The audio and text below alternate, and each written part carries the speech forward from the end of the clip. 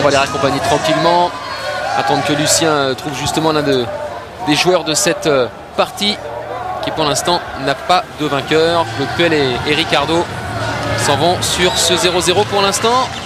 Ricardo aux côtés de Lucien. Ouais, un petit mot avec Ricardo. Comment vous avez trouvé cette première mi-temps? Il n'y a pas eu beaucoup d'occasions de part et d'autre. Non, c'était très fermé, très équilibré. On a réussi à avoir de bonnes occasions, mais ils sont très organisés. C'est pas facile de trouver la faille. Mais c'est équilibré, c'est un match. Je m'attendais pas à autre chose. Merci. Ouais, des propos très lucides. C'est vrai qu'une équipe de Lille bien organisée. Je crois que les solutions peuvent venir de, je dirais, des prises d'initiative individuelles de Néné, de Ménez. Et bon, et face à un bloc défensif compact de la part des Lillois. Donc, pas évident, mais je pense que c'est un bon 0-0. En tout cas, moi, je vois de belles choses de la part de cette équipe de Monaco. Il ne manque plus que les buts. On va voir justement un petit résumé quand même de cette première période pour se remettre dans le bain avec donc Ricardo et Claude Puel et puis Rio Mavuba dont on a vraiment parlé, l'importance de sa présence désormais dans l'entrejeu lillois.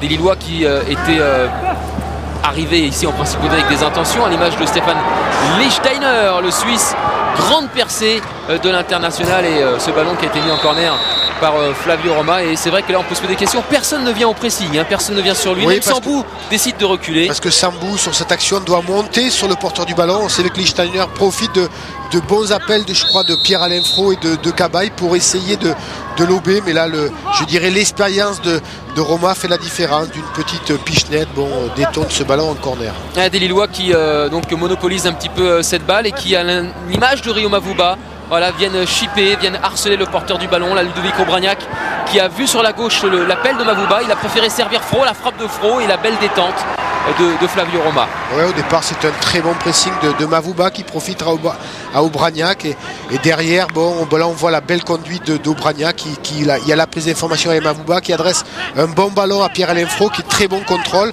beau geste bien sûr défensif de Sambou et la main ferme de Roma. En tout cas des Lillois bien en place et qui profitent du moindre espace laissé par cette équipe de Monaco pour les mettre en difficulté. Encore une fois là, très bien tiré qui s'est joué à pas grand chose. Là on voit la course de Taforo qui coupe la trajectoire. Avec maintenant une bonne période monégasque avec Jérémy Ménez.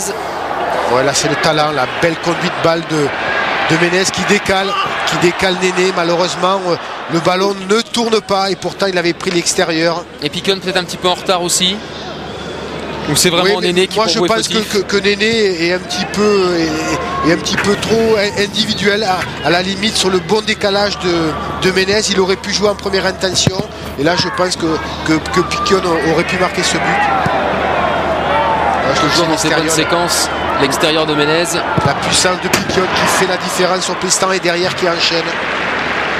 Mais qui ne trouve toujours pas le cadre. On insiste, là ici c'est Ménez qui va faire une superbe talonnade entre Rami et Taforo. Quelle inspiration, parce qu'il y avait un très bon appel de Meriem et là ça s'est joué à pas grand chose. Le geste est presque parfait parce que s'il avait été parfait il aurait été au fond. Mais là on voit au départ le décrochage de Néné qui réclame ce ballon. Pourtant il a de bons appuis, il regarde bien le ballon. Malheureusement pour Monaco ça passe à côté. Une fin de première période vraiment à l'avantage des Monégasques. Oui, ça c'est Meriem qui prend le dessus sur Taforo sur un très bon contrôle orienté. Malheureusement, quand il frappe, il est sur les talons et le ballon prend de la hauteur. Oui, toujours 0-0 donc au terme de cette partie, comme l'a dit Ricardo, pour le moins équilibré.